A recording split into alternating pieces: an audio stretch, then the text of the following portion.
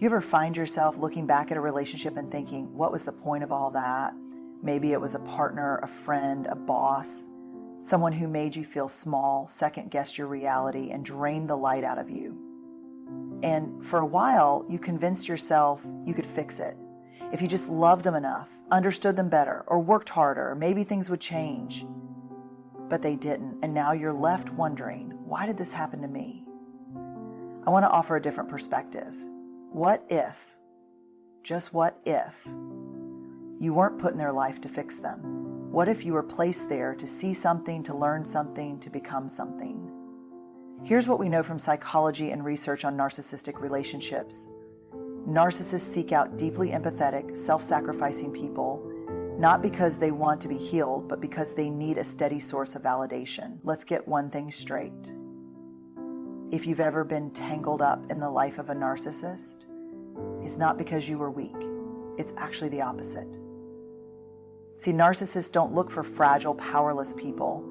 They seek out the ones with the biggest hearts, the ones who can hold space for others, the ones who will give and give and give, because that's what keeps their world spinning. Psychologists call it narcissistic supply, the constant need for admiration, attention, and reassurance that feeds a narcissist's fragile self-improvement. But here's what's wild. They don't get that supply from just anyone. Studies show that narcissists are often drawn to individuals with high emotional intelligence. Why? Because emotionally intelligent people are more likely to forgive, to rationalize bad behavior, to try to understand rather than walk away. And if you've got a natural tendency to empathize, to see the good in people, to believe in second chances, you, my friend, are exactly what they're looking for. Now, I know what you might be thinking. Wait, so my empathy is what made me a target?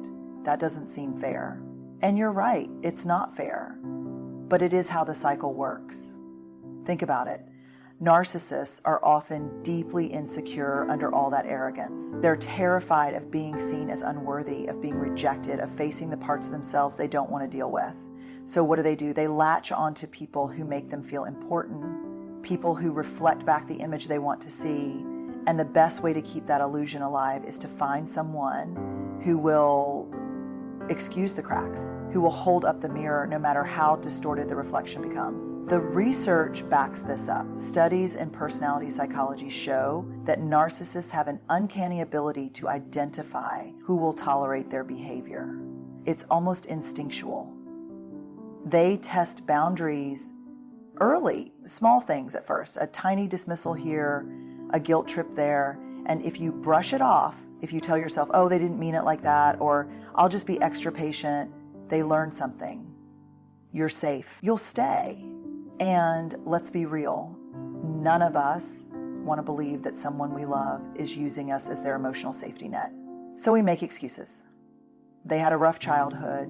They just need time. They don't really mean to hurt me, because that's what empathetic people do.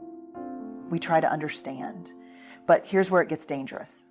The more you understand them, the less you understand yourself. You start doubting your own needs, your own worth, your own reality. And before you know it, you've become a supporting character in a story that was never meant to be yours. But listen, this isn't about blaming yourself. This is about seeing the pattern. Because once you see it, you can't unsee it. Here's what I want you to take away from this. Your empathy is not the problem. Your ability to love deeply. The problem is what happens when that love is used against you, when it becomes a tool for someone else's self-preservation at the expense of your own. And here's the part no one really tells you. Narcissists don't actually want to destroy you. They just don't know how to love you in a way that doesn't involve consuming you. They need your light to feel warm. But in the process, they leave you in the dark. So if you've ever wondered why you were drawn into their orbit, it's not because you were lacking, it's because you were whole. And maybe, just maybe, this experience isn't about questioning your worth, but about learning where to place it.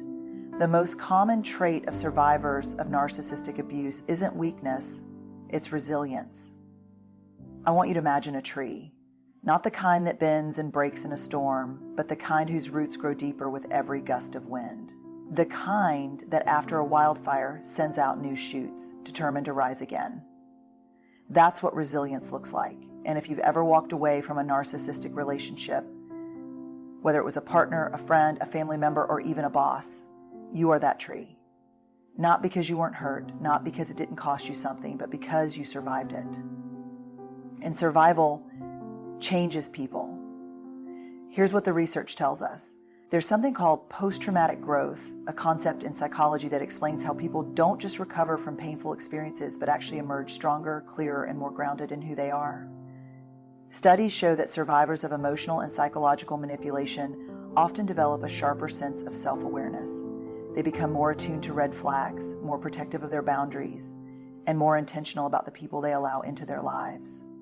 That means if you've ever found yourself saying, "I'll never ignore my gut again," or "I know what love isn't now," that's post-traumatic growth at work. You didn't just endure something hard, you learned from it. But let's be honest, that growth doesn't happen overnight. In the beginning, it's a mess. It's grief. It's questioning everything. Your choices, your instincts, your ability to trust again. It's the mental replay of, how did I let this happen? And why didn't I leave sooner? And maybe the hardest part, the realization that the person you were before, the one who gave so freely, who believed in the best in people without hesitation, doesn't quite exist in the same way anymore. But here's what I need you to hear. That doesn't mean you lost yourself. It means you found something. You found the part of you that won't abandon yourself again. You found the part that understands that love without boundaries isn't love, it's self-sacrifice. You found the part that refuses to shrink just to make someone else feel bigger.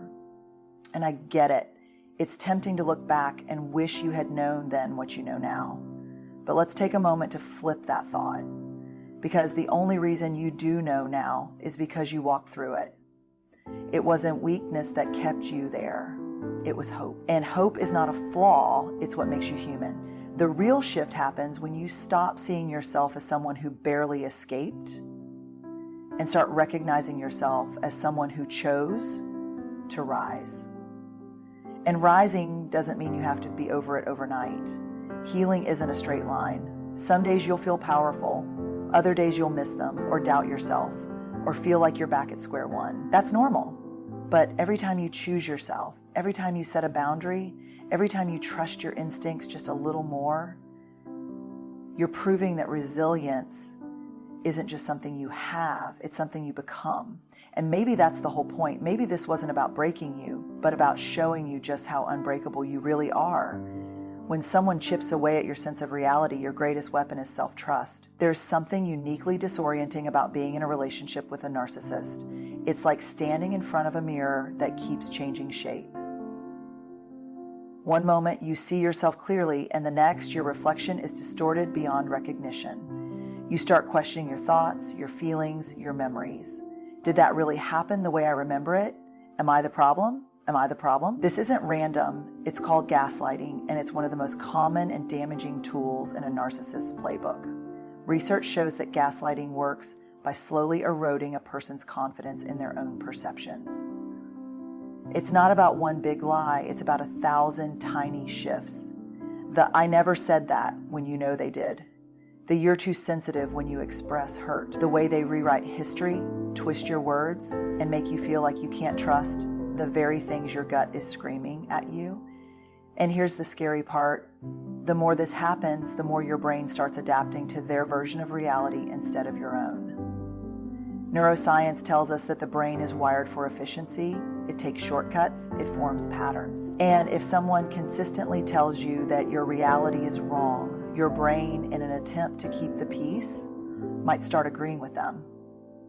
Not because you're weak, but because your survival instincts are kicking in. Because on some level, it feels safer to doubt yourself than to risk losing the relationship altogether. But let's pause here for a second. Because if gaslighting can rewire your brain, then so can self-trust. The science works both ways. That means every time you choose to believe yourself, every time you name what happened, honor your emotions, and hold on to your own truth, you're creating new neural pathways. You're strengthening the parts of your brain that say, I know what I saw. I know what I felt. I know what I deserve. And I won't lie to you, this part is hard. When you've spent so much time questioning yourself, rebuilding self-trust feels unnatural at first. It's like using a muscle that's been out of shape for years. You second guess yourself. You hesitate. Maybe you even find yourself craving the validation of the very person who made you doubt yourself in the first place. That's normal. Because breaking free isn't just about leaving them, it's about unlearning the belief that someone else knows you better than you know yourself. So how do you start? Small. You start by paying attention to those gut feelings you used to ignore. You start by writing down moments when you feel gaslit so you have proof for yourself later. You start by asking, if my best friend told me this story, what would I tell them? And then, most importantly, you start by believing yourself before anyone else. Because here's the thing. You're not crazy. You're not overreacting. You're not imagining things. You've just been taught to distrust yourself. And that is something you can unlearn. And once you do, once you reclaim your reality, once you stop handing other people the power to define what's true for you, that's when the healing really begins. You were never meant to be their emotional rehab center. It's a hard pill to swallow, isn't it? That no matter how much love, patience, or understanding you poured into them, it was never going to be enough. Not because you weren't enough, but because they were never looking for healing in the first place. They were looking for maintenance, someone to carry their wounds so they wouldn't have to. And if you're someone who sees the best in people, who believes in second chances, who feels a deep responsibility to help others grow, this realization can be heartbreaking because you weren't loving them halfway. You were all in. You believed in their potential. You held on to the moments when they showed glimpses of softness, of vulnerability, of the person they could be. You told yourself, if I just love them enough, maybe they'll see what I see. But that's the trap, isn't it? Because people don't change when we love them harder. They change when they decide to do the work. And a narcissist's greatest trick is convincing you that your love is the work. That if you just stay patient enough, forgiving enough, selfless enough, they'll finally become the person you know they can be. But what actually happens? You keep emptying yourself out, and they keep taking. There's a term in psychology for this. It's called codependency. And it's what happens when your self-worth becomes entangled with someone else's healing. When you start believing that their happiness, their progress, their emotional well-being is your responsibility. And listen, this doesn't mean you're weak. It means you care. It means you're wired for connection. But there's a fine line between supporting someone and losing yourself in the process. And narcissists, they don't just cross that line. They build a house on it. Because here's what the research tells us. True change requires self-awareness. It requires accountability. It requires discomfort. And narcissists spend their whole lives running from those things. Instead of taking responsibility, they blame. Instead of sitting with shame, they project it onto you. And if you're always there, always catching them, always smoothing things over, where's the incentive for them to change? They don't have to grow when they can keep outsourcing their emotional work to you. And I get it. Walking away feels like giving up on them. It feels like breaking a promise. It feels cruel. But hear me when I say this. The most loving thing you can do for someone who refuses to change is to let them face the consequences of their actions. Because as long as you keep absorbing the fallout, they never have to. So if you're waiting for them to wake up one day and realize what they lost, to finally understand what you gave them, maybe they will, maybe they won't. But that's not your burden to carry anymore. Your job was never to fix them. Your job was to love them with an open heart. And when that love wasn't honored, your job was to love yourself enough to walk away. And that part isn't giving up. That part is choosing you. Leaving isn't just about walking away from them. It's about coming back to yourself. There's this moment after you finally leave that no one really talks about. You expect relief, maybe even a sense of freedom. And sure, that's there, but so is something else.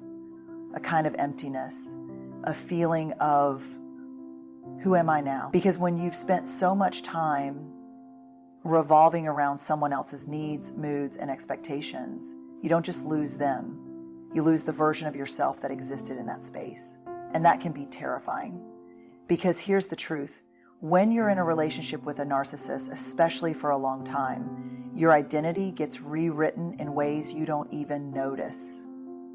Maybe you became the peacemaker, the fixer, the one who could anticipate their every reaction before they even said a word. Maybe you started filtering your thoughts, second-guessing your instincts, making yourself smaller just to avoid conflict. And when you finally step away, you realize how much of your energy was spent managing them instead of being yourself. Psychologists call this self-abandonment, the slow, quiet process of disconnecting from your own needs, desires, and voice. And it doesn't happen overnight. It happens in tiny moments. When you stop saying what you really think because it's easier to keep the peace. When you apologize for things that weren't your fault just to smooth things over. When you tell yourself, maybe I'm overreacting. Maybe if I just try harder, things will get better. Until one day you wake up and realize you don't even recognize yourself anymore. But here's the thing about self-abandonment. If you can unlearn yourself for someone else, you can relearn yourself for you. And that's where the real work begins. Not in proving anything to them, not in waiting for closure, not in obsessing over whether they miss you or regret what they did. The work is in coming home to yourself, in rebuilding the trust you lost in your own voice, in asking yourself, what do I actually want? What do I actually need? Who am I when I'm not trying to be enough for someone else? And that part is messy. Because when you've spent years prioritizing someone else's emotions, tuning into your own feels foreign at first. You might not even know where to start. Maybe it's as small as choosing what you want for dinner without worrying if someone else will approve. Maybe it's as big as setting boundaries for the first time in your life. But every small act of self-trust, every decision that puts you first, is a step back to yourself. And here's what I need you to know. You are not who they made you feel like you were. You are not too much. You are not too sensitive. You are not unworthy of love, of peace, of joy. You are not a reflection of their projections. You were never lost. You were just buried under the weight of someone else's story. And now it's time to write your own. Healing from a narcissistic relationship isn't about getting revenge or waiting for them to realize what they lost. It's about realizing what you gained. Strength, clarity, the unshakable truth that you are worthy, not because of what you endured, but because of who you are. Because despite everything, you still have the capacity to love, to trust, to hope. And that is something they could never take from you. So if you're standing in the wreckage of that relationship, wondering if you'll ever feel whole again, hear me when I say this. You will. Not because time fixes everything, but because you are brave enough to choose yourself over and over again until you remember who you've been all along. And when you do, when you step into that version of yourself who is no longer afraid to take up space, to use your voice, to love with boundaries instead of self-sacrifice, that's when you'll know.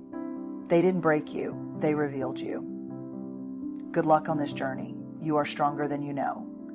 And from the bottom of my heart, thank you for being here, for listening, and most of all, for choosing you.